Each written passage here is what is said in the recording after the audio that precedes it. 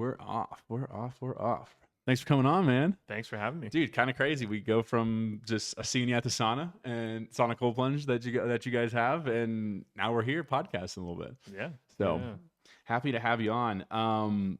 But thanks for putting up with also like the technical difficulties. I haven't talked about it on the podcast, but it's funny to bring up because I had such a problem with 2 episodes ago to where basically we just of course now my phone is ringing. Sorry about that too. Usually that's supposed to be off. I had it on because I didn't want to miss your call when you got here. So, but no, thanks for just cooperating and getting on. It was a whole dilemma, but anyways, so I have you on because, like I just said, met you at the sauna cold plunge place you own, and that's been like a huge thing for me the last couple months and getting into it and stuff. And I think I just raised the question to you, and I was like, "Do you want to come on the podcast and talk about it?" And you were like, "Yeah, come on." So I'm happy to have you here. But let's like dive right into that. I would love to talk about that since I'm passionate about it and stuff. But what made you like want to open up your own spa, sauna, cold plunge and stuff? Yeah. Great question. I mean, we talked about it a little bit when we were in the sauna cold plunge. Yeah. And thanks for inviting me. Would have been great to do the podcast in the sauna. You know, that would be super cool. But I was like, cool. You guys are working every day. Plus, I don't think my computer, as much as I would love this computer to take it, it's about like 9 years, not 9, it's like 2020-ish years old, but it seems like it's 9 years old at this point. Yeah. I think it would literally explode. It's 190 degrees in there. Yeah. We don't recommend any tech. I think we did a little photo shoot, and then the camera guy we hired was like, "Yeah, this thing cannot be in here for that long." Yeah. So Remind me, actually, I have a video that I was going to show you that I think we could make for the sauna cold plunge, and I could like tag you guys in or something. Anyways, 100%. So we'll get off that later. But okay, so back to the original question, which was like, what made you want to start your own sauna cold, your spa? Do we call it a spa? Yeah. Okay. Yeah. Spa, wellness center, whatever you want to call it. So I grew up saunaing. I'm from northeastern China area, or at least that's where most of my family is. I do have some family in Osaka, Japan as well. So I grew up going to just kind of these sauna destinations near my house and stuff like that. One of my favorite childhood memories is going to the actual sauna center. It's basically a tea house, right? So you go there, it's a bathhouse, tea house, sauna center, all rolled into one. You can get massages. It's one of these, wellness centers for everybody.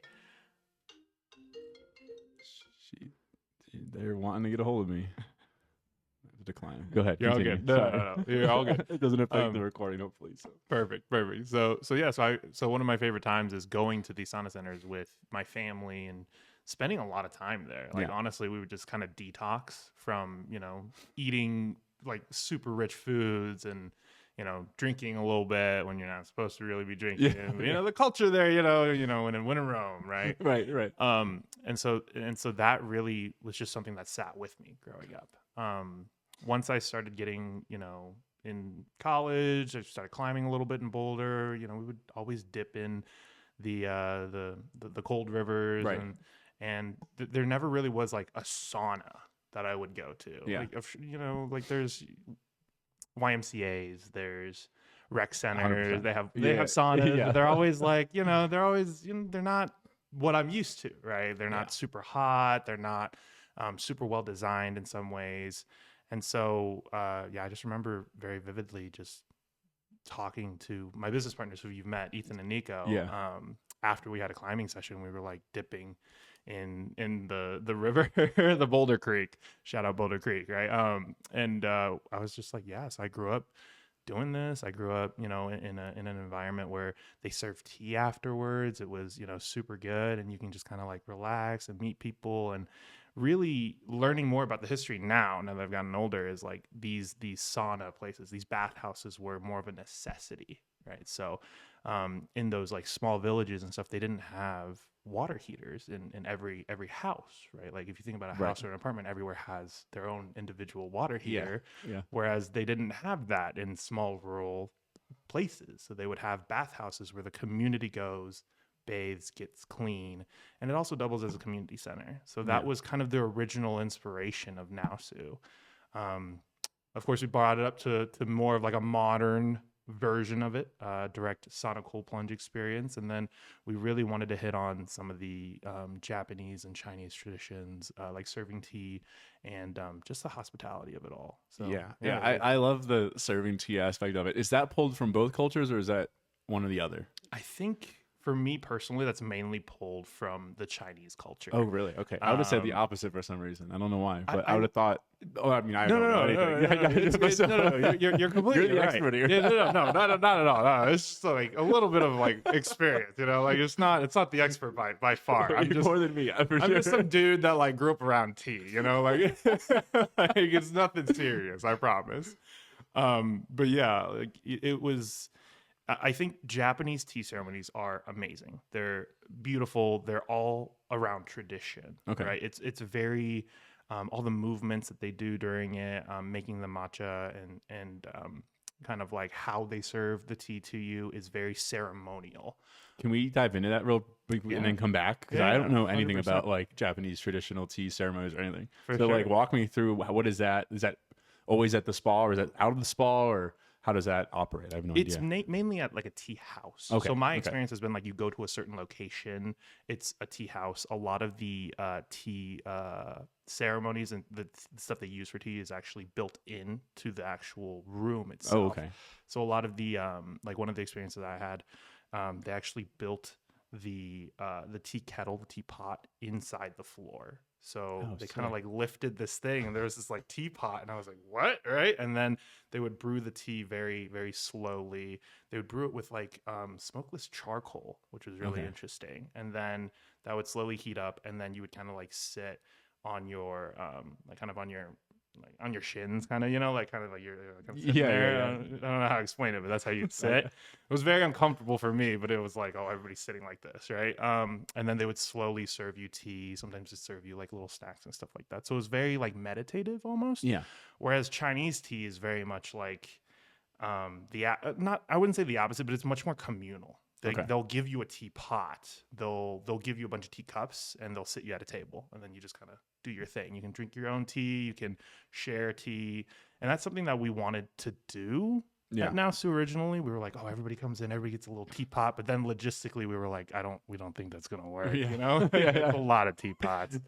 But yeah, so the slight differences, but ultimately it's just more focused on the tradition or the meditative side versus the like communal side of it in my experience. But you guys have it really set up where it is kind of communal too, because people can sit all together if they want and talk. Like, I mean, it doesn't always happen, but it has happened for me. So it's like it's options there for either or that you want. Like you can just sip your tea afterwards and be in your own world while you're not coming down, but like when you're just coming out of the sauna and stuff and getting back into the real world, and then or you can have the community and talk to people while you're there. So anyways, I love that you guys have the tea. I can't talk about it enough because it's Thank you so it's much. really funny because there are times where you guys have been booked up and I can't go, and so I have to go to like Rock Spa or somewhere else.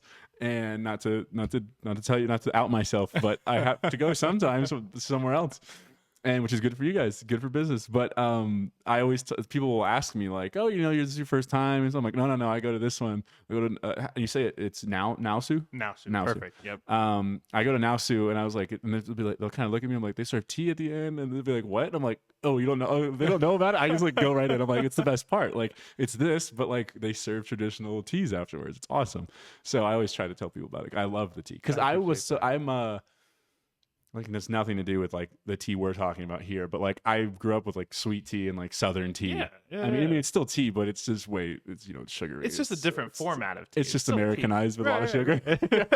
Nothing bad about it, But I like tea, and I've never tried any hot teas or any caffeinated teas, or I just never dawned on me to do it. And so then going to your spot, I started having different teas that you guys have at night. I usually go with the herbal because I go at night, but nonetheless, like I don't think there's one tea I haven't liked. Like every time I get a tea, I'm like, these are delicious. Like I need to start doing tea. So I've definitely put that on my list of things in Amazon, a little teapot and a kettle and all that. But I love that. I love that aspect of it. It is so nice. So I hope you guys continue that. It's awesome. 100%. Yeah. And we love being able to just share the culture of it too. We love that people that can come in and be like, oh, I've never heard of a pour? Like, well, what does that taste Yeah. like, right? And then it's a low, like, you don't have to buy a whole tea bag to try a little bit of pour, right? Like, Right. you just come in, try it, and if you like it, great. Now you know you like certain types of tea, and you might not like others, and that's Yeah. the whole point of the tea experience at the end. is What's to the introduce it. butterfly one called again? It's a mouthful. It's a mouthful. Yeah. It's blue butterfly pea flower. It's so good. I love that tea. Yeah, It's one of my favorites. That is the best, I think. in my I'm glad. opinion. Yeah, That's I'm the glad you best. like it. I'm Yeah. glad you like it. We It's hear got that that a lot. unique color. 100%. I wish eventually I'll get it set up again where I can like Google things and pull it up and show people, but it's got that unique color where you're like, oh, and then you taste it and you're like, oh, this is great. Like, Right. And I'm colorblind, so I think it's blue. It could blue. be purple. Okay, It's it could be purple as well. By the way, I have no idea. It's close. It's close. Well, you know what's really interesting is it turns purple. So when you add any type of acidity to it, there's like a chemical reaction, which I couldn't tell you what it was, but like there's a chemical reaction that turns it purple. So if you ever go to the bars, or you go to brunch and you get like an elderflower, you get any type of purple drink, most likely blue butterfly tea or blue butterfly pea flower tea is that base, and they add a little bit of lemonade to it and it turns purple. So Wow, that's Fun just a fact. little bit of lemonade. And that's it. A That's little all bit it of takes. lemonade. That's wild. yeah. That's so cool. Let's talk a little bit about like the different benefits and stuff of the sauna cold plunge. Yeah. Just besides the community factor that's there, which we could hit on that too, which I think is awesome. Let's start there. Let's start with the community factor because you guys have different ones too, where there's the contrast therapy, which is like more community. People can talk, people can be active. You have Tranquil, but same thing. You're with a group of people. And I find like you said, it's a place for the community to come together, or it was in these smaller villages and towns, and you kind of get that same sense even at just a spa that you go to. And for me, like there's people I've met at your spa, at other spas where I meet them and I see them there all the time. And I'm like, oh, hey, how you going? And we talk for, the hour we're there, and then we leave, and maybe it'll get past that one day, but it doesn't have to. It's like kind of nice. Yeah. And then I don't know if everyone does this, but like I've taken it a step farther for me where I'm like, this is also going to be a really, for an hour, I'm going to put my phone away. And 100%. which has been so nice given just the bombardment of technology that we have nowadays. And it's been like a very refreshing, like meditative thing. Even if I'm not like meditating in the sauna or anything, it's been just nice to like, I put it away. I put it on airplane mode. I might have my Apple Watch to like track time, but like nothing, like just everything's out and just let my mind go. Yeah. Yeah.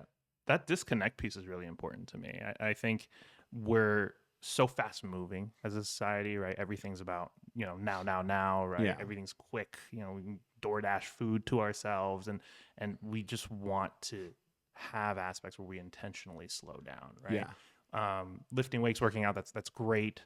But also not everybody can do that, right? Yeah. And I can still get just sucked into my phone. Exactly. Like, I've definitely been like mid-set looking, like scrolling and like, what am I doing? Like, I got to stop this. You're like, man, that was 10 minutes. Exactly. I'm like, I missed my set, right?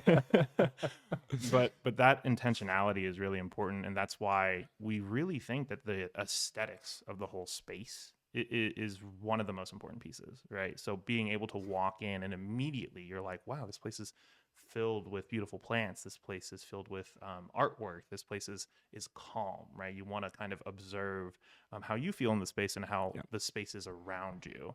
And that we found is a great ground for community. It's a great ground for, like you said, you can meet someone and be like, oh wait, I've seen you before. Or we love it when people say like they see somebody at the Sauna Cold Plunge at NAOSU, and then they'll be like, oh yeah, and then I went to go climb and I saw them there too. And it's like, well, yes, yeah, we're in the same community. We're in Rhino. This is your neighborhood, and there should be more spaces outside of the local bars and stuff like that where you can kind of connect and see people and meet people and just kind of hang out and like build that community. Right? Yeah, it's become such an integral part of my weekly schedule. It's crazy. Like it because it started out like you didn't ask, but I'm gonna go into my story anyways. Please do. But please do. I went to over the summer.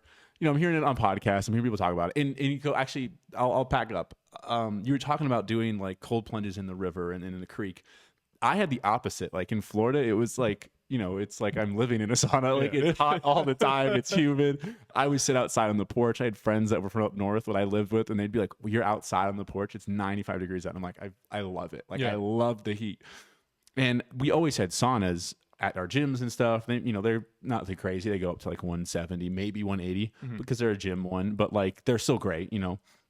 But I have no cold plunge. And I have, you know, also from Florida, I have zero cold experience. I have like nothing.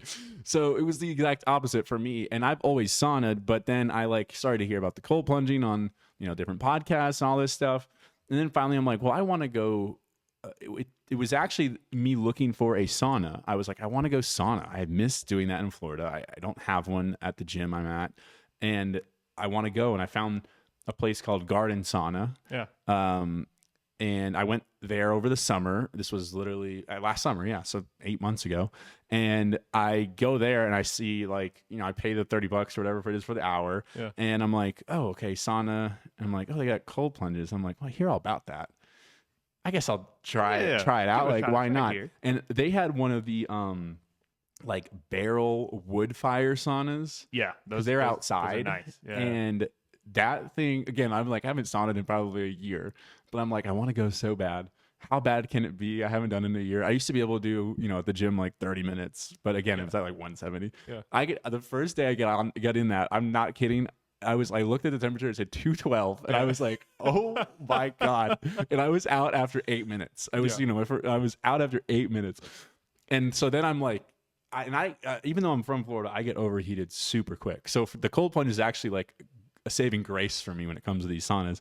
And so I get out and I'm like, there's no way I can do an hour like session here. I'm gonna die. Like, so then I was talking to somebody, community. They're like, "Have you tried the cold plunge?" I'm like, "No, I've never done that." And like, well, there's two ones. You know, this temperature, one's that temperature. Why don't you just go try it? And I tell you what, I did not jump in right away. The first time I just stuck my feet up to my knees, and I just was like, "That's enough for me." And I did that for like 3 minutes, and then like the second time I went, I was like.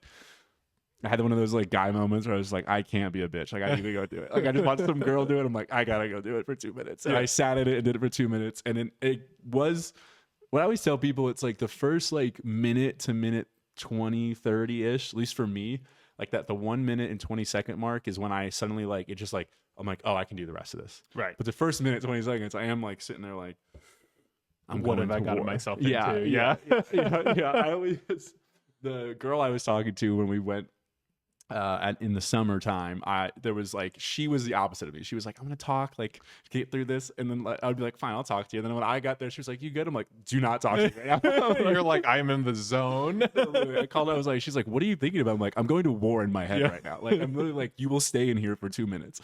And then it's just the guy difference mindset, which made me laugh. But yeah, like that's how I got into it again. And then I took like a couple months off, and I was like needing, I had some life situations occur, and I was like, you know, I need to just do different things that I don't normally do, and like change up my routine a little bit. Yeah. Just change it up, like get a new routine in. And that's when I found you guys next to me, and I was like, oh, they're right down the street, great. And then I went, and I was like, this was the best hour, like, and I came out of it like just mentally, like everything that I was worried about was just like, you know, zen, gone.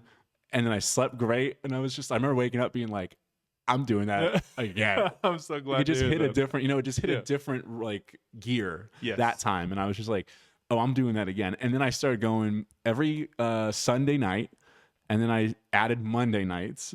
And then there were at least some times where I was going 3-4 days a week. 100%. But the Sundays and Mondays, I love that. Yeah. That because it's like I end the week, and then I start the week with something hard. Right. And I feel like I run into the week of being like, this week's not that bad. There's no way this week can be that bad. Right. You're like, I've done my war in my head. Yeah. No, I mean, literally, like that is, I think, the mindset with cold plunges. Like so many people talk about, oh, wouldn't you do that in the morning more so? And I'm like, yeah, which is something we'll have to get into too. The like the difference in what each one of them does, and then what the difference is as well when they come together. Because I would say like cold plunge would wake me up, and I would feel more awake. And I think if I did a morning session of contrast therapy, I would end on the cold plunge. Yeah, right. But then at night, I always end on the sauna to like go back. And we can get into all that in a second. But yeah, like, anyways, my point being, like, it would energize me and like get me going for the day. But then something about doing them together, just like really, I say zens you out, but like that's probably not the right term. That's but a great way to explain it. 100%. I do think there's so much physiological benefits to it, right? There's like vasodilation, vasoconstriction. Let's sorry, just for like podcast purposes, let's dive into talking about both of them together. I know that's where you were going, but like just to make it clear where we're, because I did just mention a bunch right there. Yeah. So so it's called contrast therapy, right? Right. So it's because of hot to cold contrasting temperatures. Okay, exactly. And then now go in. I'm sorry. No, you're great, and thank you for sharing your experience. I think it's really important to be able to kind of show people or even tell people how you do it, because truly there's no right or wrong way to do it. It's really about how you feel, right? There's so much research out there, and I think we talked about it briefly. Like me, Nico, Ethan, our background, we're research scientists, right? Like we study. I don't know if I did do that. That's great. Okay. Well, that's awesome. That's where we met. We met at CU Boulder. We all worked in the same research lab for a while. Okay. That's awesome. And so we're very serious about the science behind it. Yeah. And that's why, like, you know, even coming on the podcast, part of me is like, I'm going to tell you the science I know. No, that's perfect. That I understand. Love it. And then everything else is still, we're still looking. Like, I'm not going to say anything that's like, oh, it's going to do this for sure, because that's not how science works in my mind, right? Like, I agree. And so I think there's so much value to sharing your experience, and then having people share their experience, right? Because science really is the culmination of those experiences. Then you slowly kind of, translate that into, oh, okay, if we see this across the board for people, maybe then, we can test it. And, years and years later, you kind of come up with like, something that's super basic, like, oh, it's good for you, right? Yeah.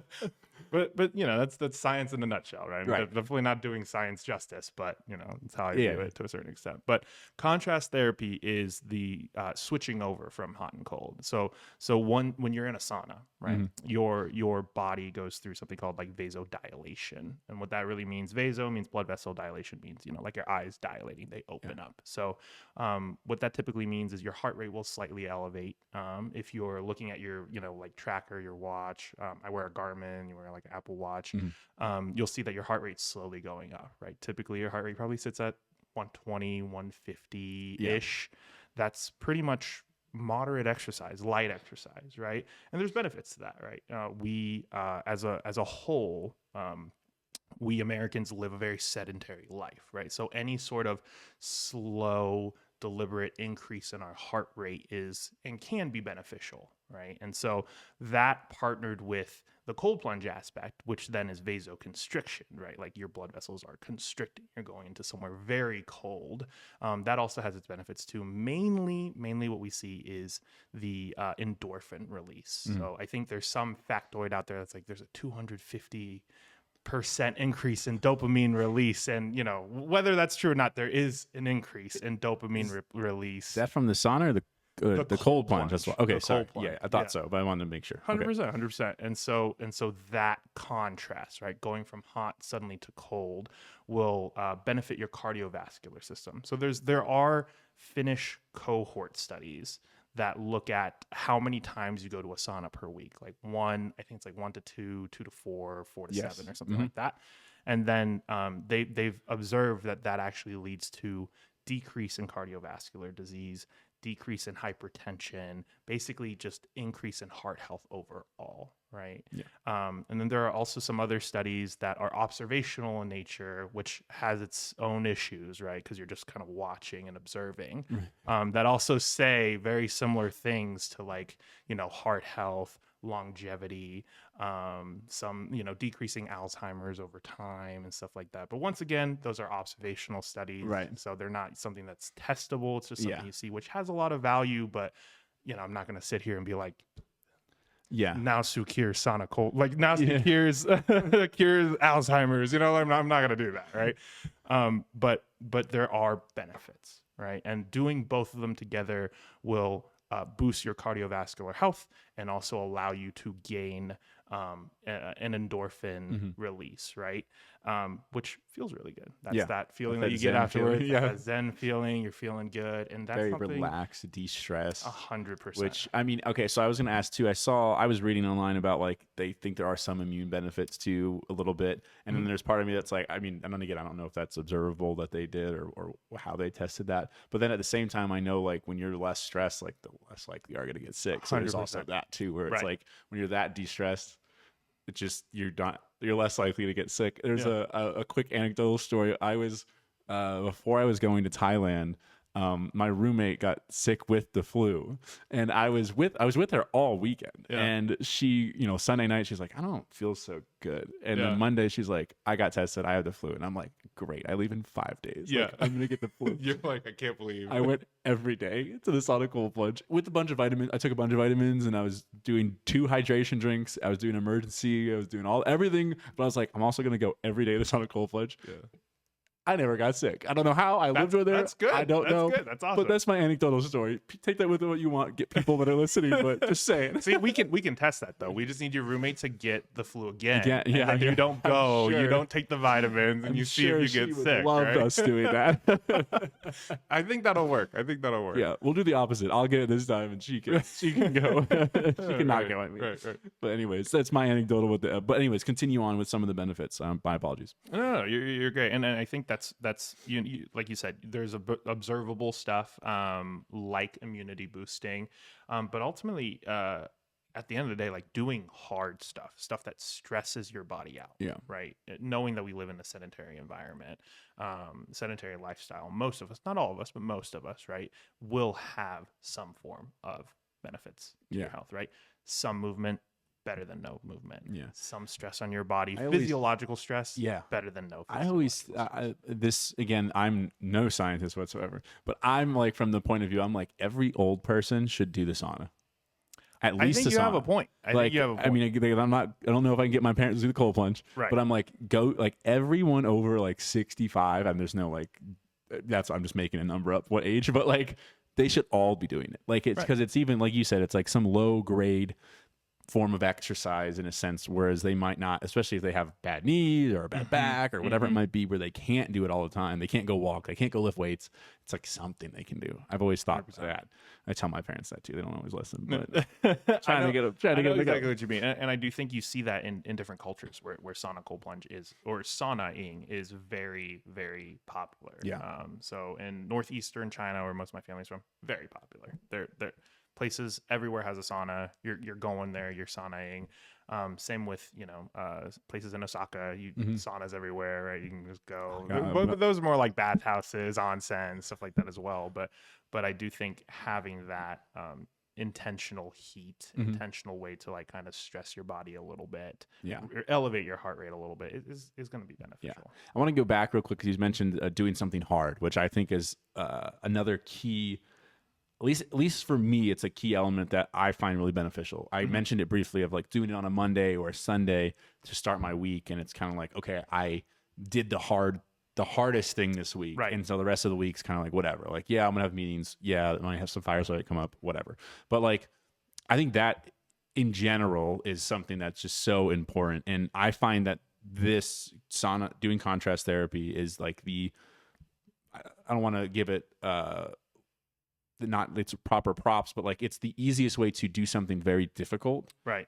That will get your mind in a better mindset of like, oh, I can do hard things, right? Like there are literally times where I'm like, I cold plunged for 4 minutes the other day. Like I'm good. Yeah. Because like to get like you see that water, you see the timer, it's clicking, it's going up, and you're like, okay, I'm going on 0. And then like you look at the water and it's 45 degrees or lower. Some people are doing 30. I haven't done that yet.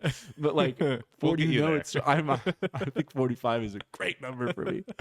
But like you see that number and then you get in and like every time without hesitation, the second you get in the water, you're like, God damn it. Like there's not a moment where you're like, oh, this is fun. Right. Like you're like, why am I doing this? Literally. Yeah.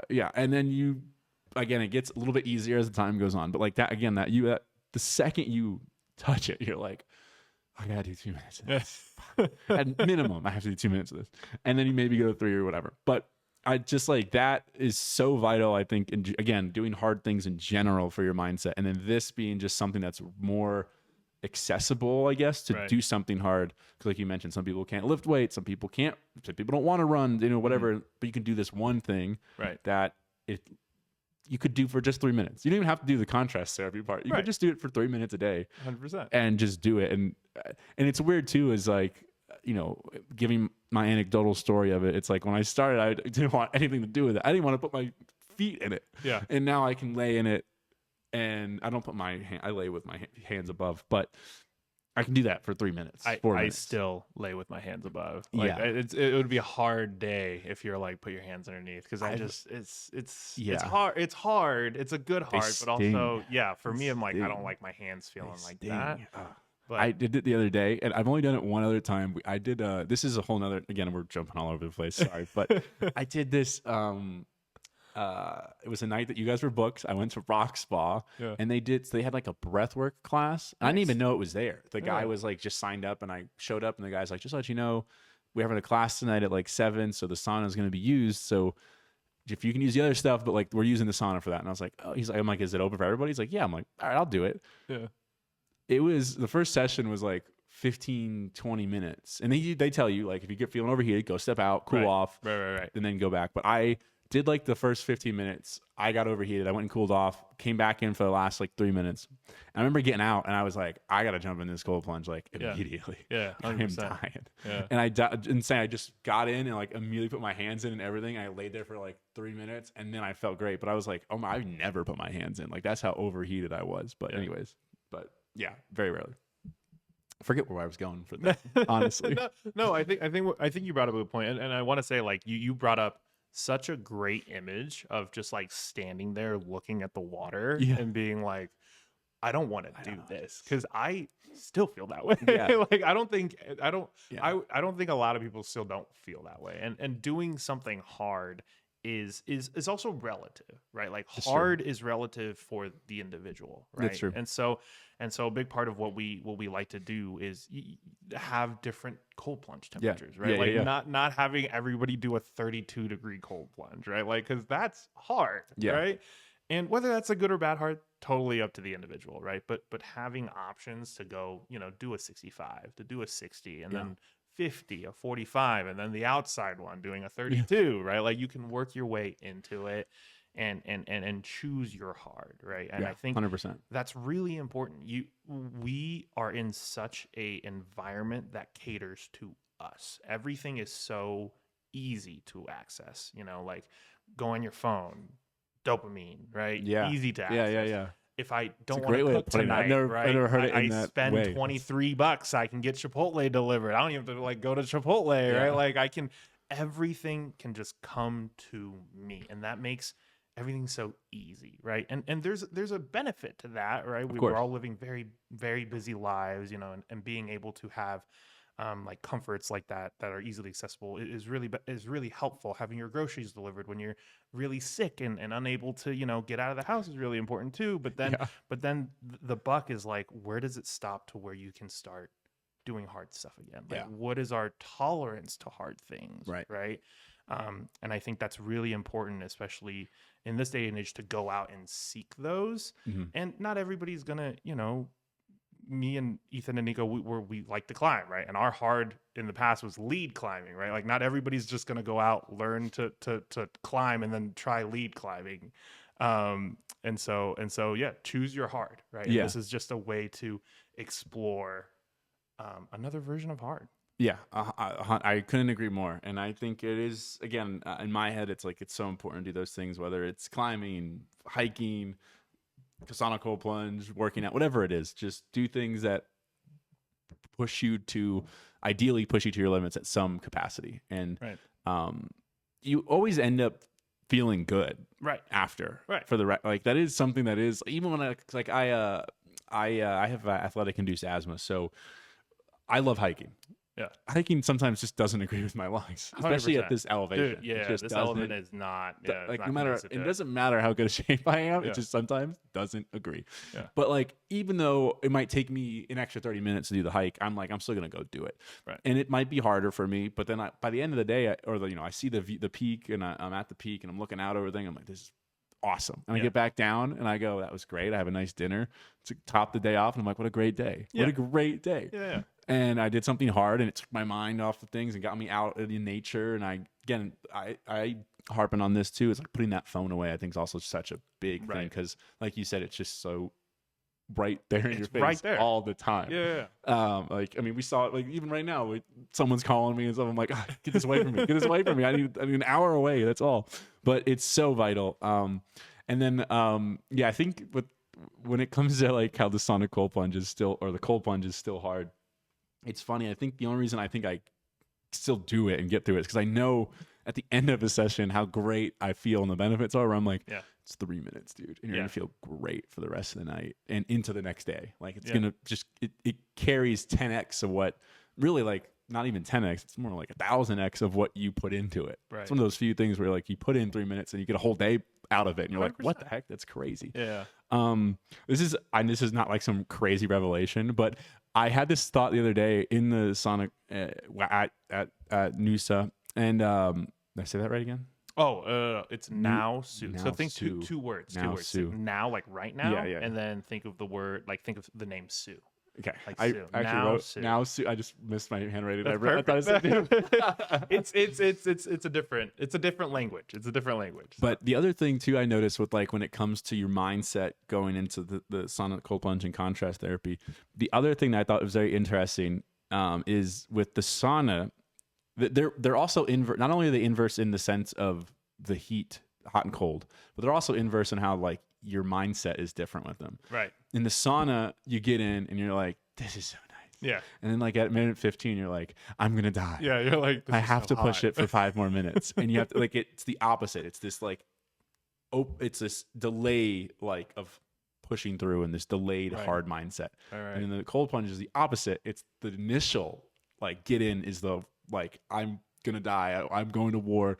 But then, like, again, like, at 2 minutes in, you're like, I can do another 2 minutes. Right. No problem. It's like, I just thought that was very interesting. And I never picked up on it until the other day, after like 3 or 4 months of doing it, where I was like, oh, this is their actually opposite mindsets too, because you get into one and you're like, oh, this is fine. I'll do 10 minutes. And then 10 minutes rolls around and you're like, okay, can I do 2 more? I don't know. And the other one's like, I'm doing the bare minimum. And then you get past that and you're like, I can do another minute. No problem. Yeah. It's very interesting that. I don't know if they ever do any studies on how that affects your mindset, if that's 2 different mechanisms, but just something interesting. That's definitely piqued my interest. I don't think I've read anything like that, and I think that's really interesting. Do you feel like there's almost like a delayed gratification too with yourself? Like you're choosing to do something really hard, and then you're delaying the gratification of feeling really good.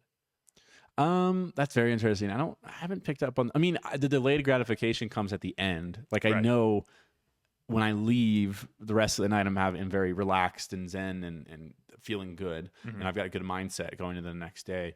But no, not necessarily delayed gratification, but just like, it's, I guess a better way to explain it is like, I go into the sauna and my mindset is not like, this is going to be a difficult time. But if I tell myself I need to do 15 minutes, it becomes very difficult toward the end there.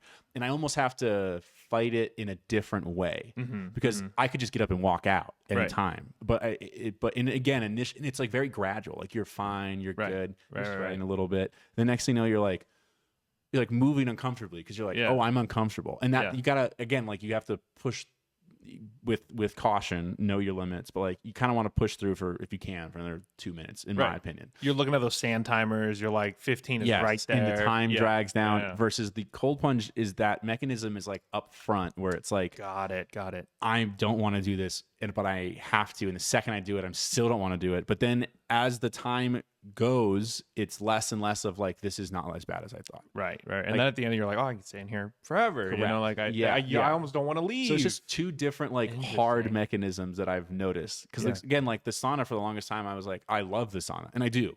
But then at a certain point, you're like, I could pass out. You know, Yeah. don't. That's a figure of speech. Please here. don't pass out. Please don't pass out. But more just what I mean is like you get to a point where you're like, oh, this is now difficult, and it Right. was super easy at first. I just walked in, I sat down, that's all I did. Yeah. And then 10 minutes later, the last 5 minutes are now extremely hard. Right. And so just different. Like I don't know if there's anything, or if anyone's ever, I'm sure people have observed that, but it's like just different mechanisms there of like hard. Like starts easy, now it's hard.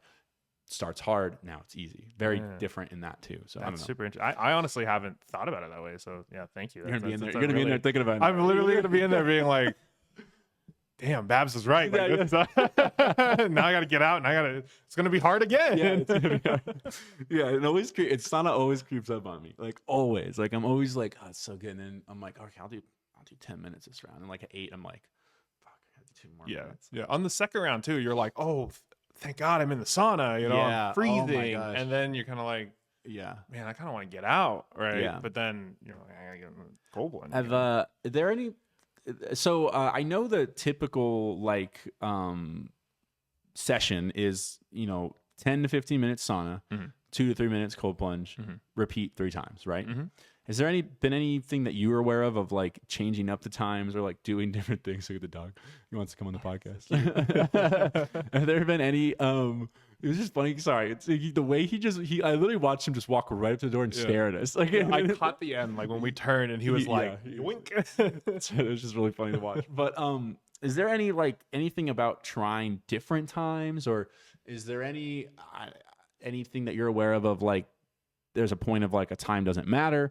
And I'll give you an example because I've been just experimenting with how I feel with different levels of things. So the last 2 times I went, normally I do the regular, what we just talked about, 15, and honestly, it's probably more like 10 because 15 is really hard for me. But 10, 3, 10, 3, 10, 3, 10, 3. And then the last couple times I was like, well, let me try. I'm going to do 10. I'm going to do 3 in a cold, in like 50 degrees. I'm going to go back in and do 15 minutes if I can. Then I'm going to, let me take it back. I'm going to do, 10. Sorry, I'm trying to remember what I did the other day. It felt great. Okay, I did do what I said. I did 10, 3 in the 50. I did 15 in the sauna, and then I did 6 in the 60 degree. Okay. Then went back. Yeah. Did 10 and then closed out on, and then I did 10, closed out on a 3, and then I went back to the sauna for another 10 because I was too cold. I wanted to finish. Yeah. But is there do you know of anything of that nature where it matters? And that's just me like more curious because I try different things and see what feels good and what doesn't. But yeah, that's a great point you brought up. Our recommendation is do whatever makes you feel good. No, okay. So there is literature, there is science, right? Yeah, there's people that write about this. Yeah. They're way smarter We're than just me. repeating. Yeah, that did look at total time per week, right? And I believe it's like total time over 11 minutes of cold exposure in a week is beneficial, or over, I believe, like I think it was like 76 minutes or something like that in a week. That's like where the line is for you get benefits, right? And so there definitely needs to be more research, but as a whole, it's do whatever makes you feel good. We do have some people that will sauna for like 25 minutes. Yeah, I've seen it. Right? And or I'm like at some people will 190, sauna for like an hour, how do which you I'm do like, that? what? And then they'll just dip in the cold plunge and go home. So it's really listen to your body, see what feels good, and experiment. I love that you go to the different temperatures. That's like, because personally I like doing the 60 first, and then I'll be like, screw it, I'm gonna go do the 32. I'll do the 32, and then I'm like, I'm only gonna do 2 cold plunges today, right? I'm gonna in the sauna, feel good, go home, and sleep. It's funny is I have noticed if I do, again, very anecdotal evidence, not scientific at all, but I have noticed that if I do 3 at a colder temperature but like lower time, say I do 3 at 50 every time, I feel great. But if I do 2 at 50, I don't feel that full effect. Right. I'm sure I would have, if I did 2 first, I wouldn't notice it. And then I went to 3, I'd be like, oh, this is better. But, or 2's fine. And then I would never known, but I've always done 3. But then if I do a longer session, if I do 2 longer sessions or throw a long session in that makes up for the fact that I didn't do 3 sessions, I kind of get a similar feeling, Right. depending on how cold the water is. But that's only after like 4 times trying different things. Yeah. So I just want to mix up, test myself again, talk about that mental strength. I think that's really important. Just being able to see what makes you feel good in the space and kind of, we like to say it's a choose your own adventure, right? Like, so you can really choose what makes you feel good adventure. Yeah, and I like do that. contrast therapy in a way that benefits you. Yeah. Right? Yeah, I love it. And the last thing I want to touch on is like the mental, which we've been kind of talking about, but like the mental health around it. And this will tie into us talking about mental health in general, but again, anecdotal, my story with it, I really got into it when I was in a place where I would say my mental health wasn't the greatest. And I was like, I need again, I wanted to change up to things, just do something different, try something that's not only different, but hard and challenging. But then I also got the benefit of being very stress-free and then also the almost meditative state of putting the phone down, putting that away, and being with myself for an hour. And I'm not like a big yoga person or anything of that nature, but like it was very similar. I've done some yoga, but it was very similar to that, where it was just like, I'm not doing anything super strenuous, but it's enough to where it stimulates the mind.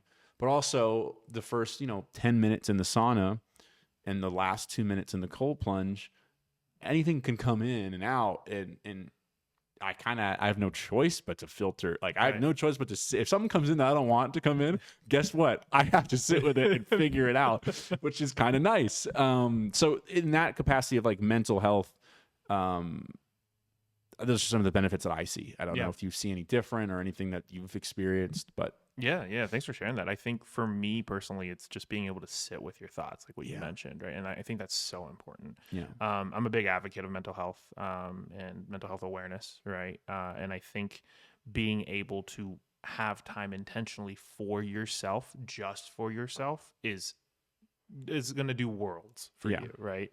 I had a very similar experience. I do think like doing hard things was something that I really like kind of shied away from, like I don't want to run 3 miles. I don't want to I don't want to do a 5, I don't want to go lift today, right? I went to Run Club for the first time yesterday. I wanted to die. Yeah. I wanted to literally die. Yeah, like you get running, you're like, I'm gonna do some mileage today, and then afterwards you're like, I don't want to do this. Why am I doing this to myself, right? But then realizing that hard, right? That intentionality, right? That intentionality to detach, intentionality to sit with yourself, like things start bubbling up, right? And being able to work through those by yourself is a great thing. But then sometimes you might even need to work through that with a professional, right? And that's all very important. But you can't get there without having time for yourself. Yes, and that's a great so important. That is. And it's so much harder to achieve that nowadays. Like I can't speak for everyone, but I think about myself and I think about like one, last year compared to 2 years ago, I have way better tools that I'm equipped to help with my mental health and having it in a state that I am comfortable with.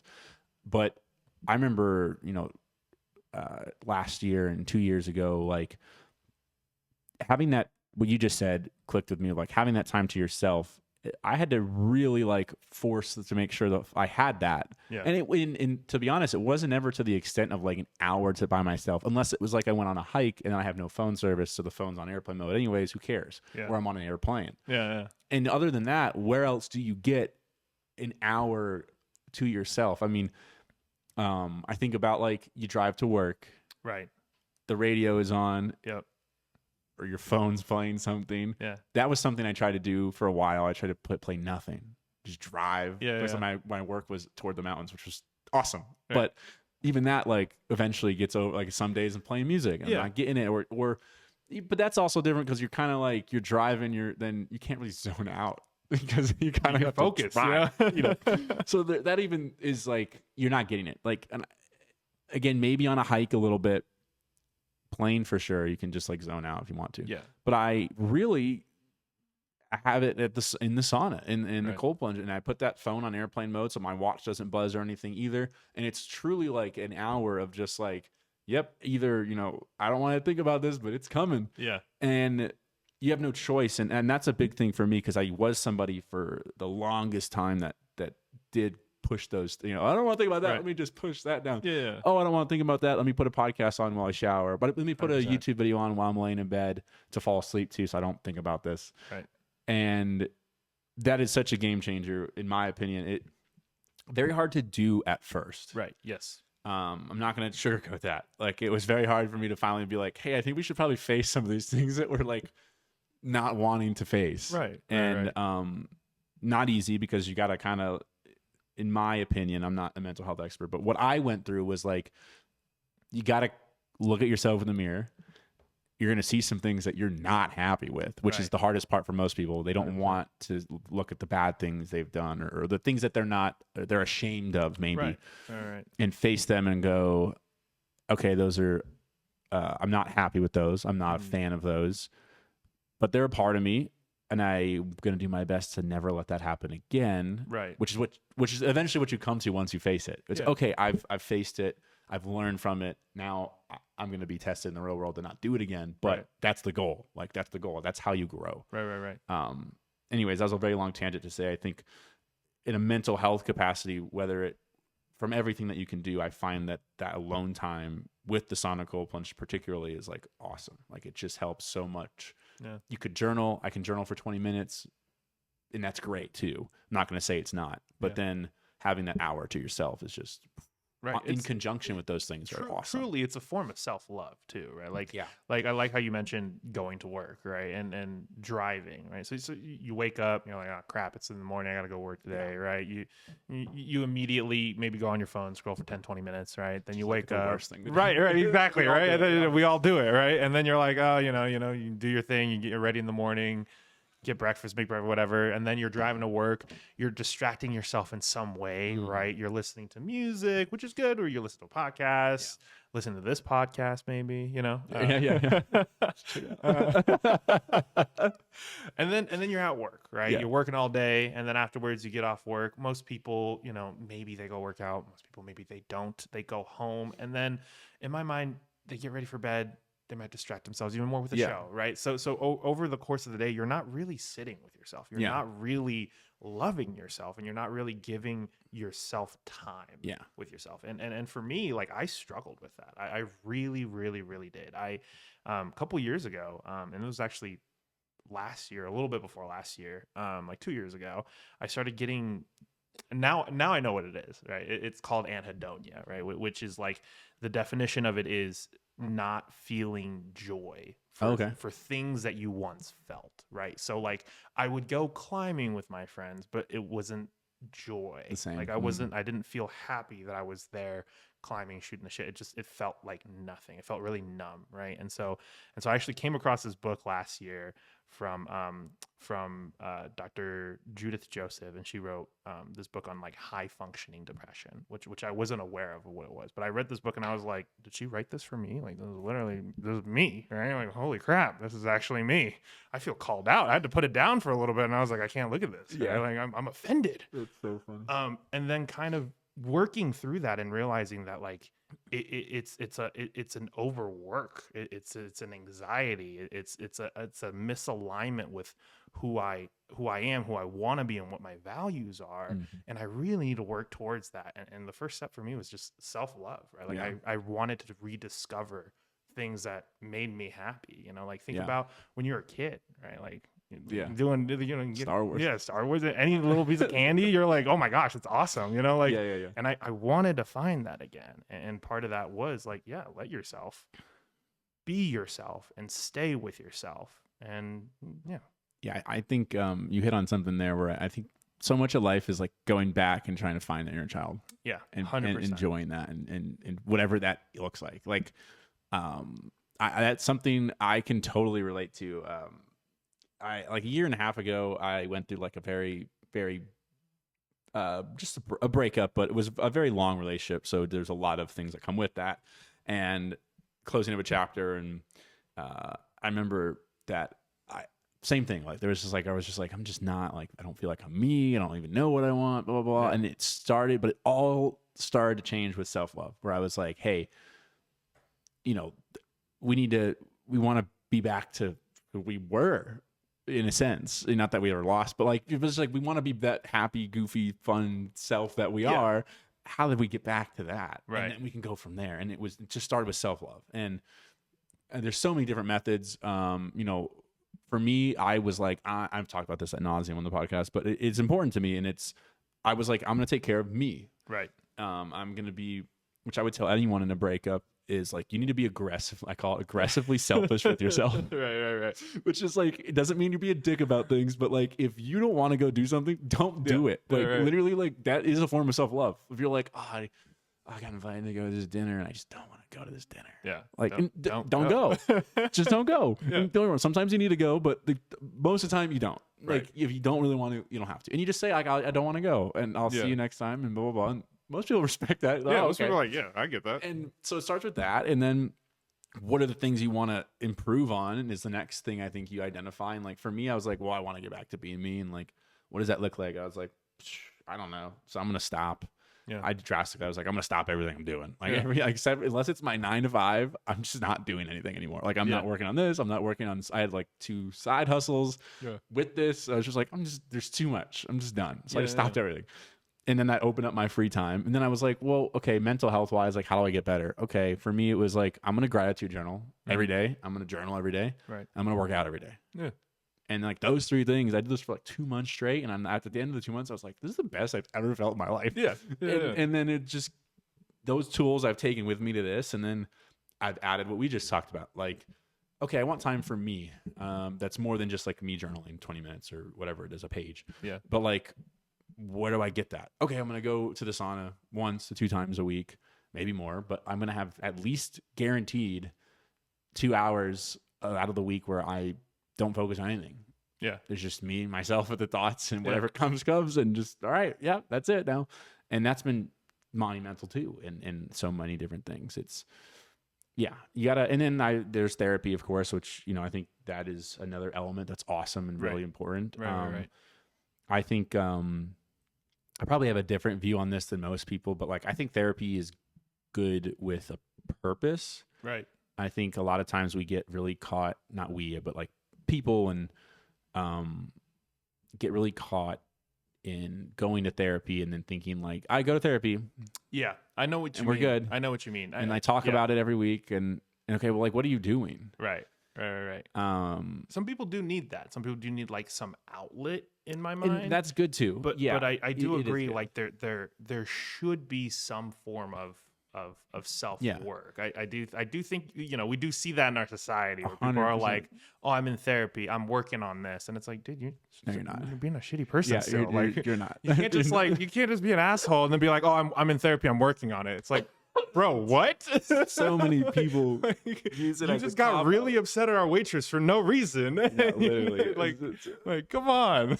So many people use it as a cop out, unfortunately. Right. And that's what I mean. We're like, I think it's great. It is good. It's great for an outlet, and it's great if you do need it. And again, that purpose might take longer than whatever it might. It might take a year. I don't know. That's different for everybody. I know for me, it was like, I want to go. I want to do. Like, I had a number, and I'm very structured in that way. I was like, okay, I'm gonna do 10 sessions. Like, the goal is to do 10. If I need more, I'll do more. But the goal is like 10. Right. And I went and did 10. And I felt good after. Okay, I talked to a lot. Your therapist, in my opinion, should also assign you like some homework to do and work on things. Again, 100%. The work on yourself that we're talking about. Right. And like, do those things, and then if you feel good by the time whatever number you've given yourself, or just when you feel good, then you can decide if you want to keep going or not. And there's no wrong answer with that either. But yeah, that's my view on that. Yeah, no, I think that you didn't ask for. No, I respect that, and I think that's really important. And I think it depends on the person, right? Like, self-love is different. How you view therapy is different. How you utilize therapy. Therapy is a tool. Right? Yeah. How you utilize that is very different. For me, I was like, I'm just gonna go and see what happens, right? Yeah. And I'm very much like someone who overthinks, right? And I got to the point where I love my therapist. Shout out Dr. Mallow. I don't see him. I don't see him anymore. But back in the day when I saw him, I remember our last session. He was like, "So what are you still doing here?" And I was like, "I don't know." That's a really good therapist. And he's like, "All right, good job." And of course, I'm like, Doc, thank you so much. And, you know, blah, blah, blah, blah. I appreciate you. Yeah, right. what a great And he therapist. straight up was like, you did this yourself. Like, you did this. Yeah. And I walked out of there and I was like, I think I just graduated. Right? Like, Yeah. what is this? Where's my right. cap and gown? Right. And he was like, you know, come back anytime, send me an email if you need to talk anything. You're on my Yeah. files. And so I think that's really important. But that part of self-work and self-love, Yeah. and you know, not using it as a distraction, right? Like, and really being like, yeah, I need Yeah. to work on these Again, things. like facing like, oh, I'm a shitty person, right, and I that's want to okay. and that's okay, and I want to fix it, and I'm actually trying to fix it versus just being 100%. like, I go to therapy. Yeah, I'm like, I'm a shitty person. yeah, or just accepting it. Yeah, that's even worse. I don't know what's worse. Like, at least if the person's like, I'm a shitty person, and that's all they say, You know I'm what to like, expect. okay. I actually think I respect that more than being Right. like, I'm a shitty person and I'm going to therapy. And it's like, Right. well, this don't add the last part there. Like, Yeah. just don't even tell people you're going. No, that's awesome.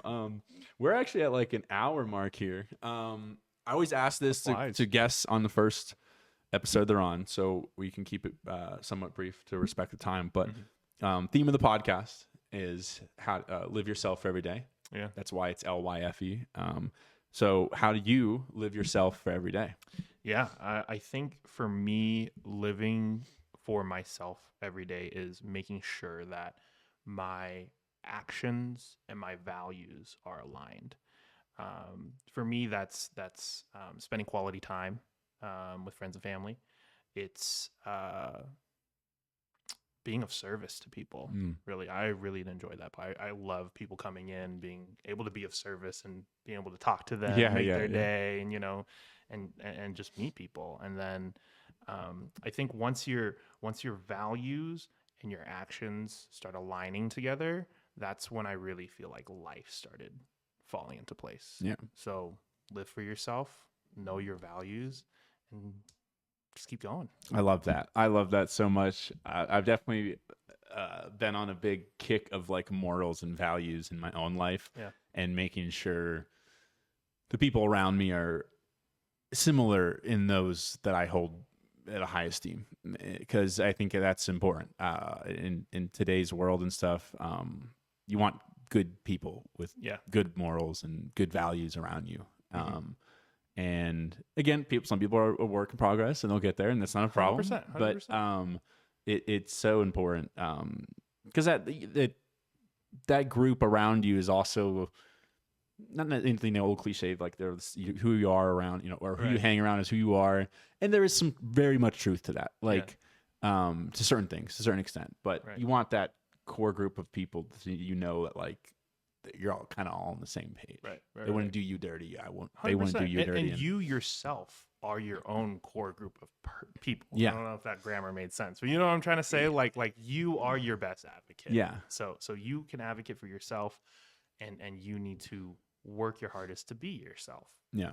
And once you do that, things feel like they just fall into place. And when you have, this is my opinion. Again, there's no evidence of this, but like when you have like good moral values and the people around you have good moral values, it's such a nice, easygoing time and you just have a good time. Like I have people in my life in the past that I've known that like, I'm like, you know, something happens and you're like, oh wait, maybe we aren't on the same moral value thing, or they're worried about this and that this person's doing this, and you're just like sitting there like, I don't know, my life's like pretty drama free, and they're like, but, and I'm like, no, like I just don't have that, and it's not like my life's not exciting, like I still have a great time, and like I don't know, but there's like, and some people maybe, you know, like the excitement and they like the this and that and the heat of the moment, almost the drama. Sometimes, for lack of a better term, they like the drama of it, and I don't know, and don't get me wrong, like I just, but like when there's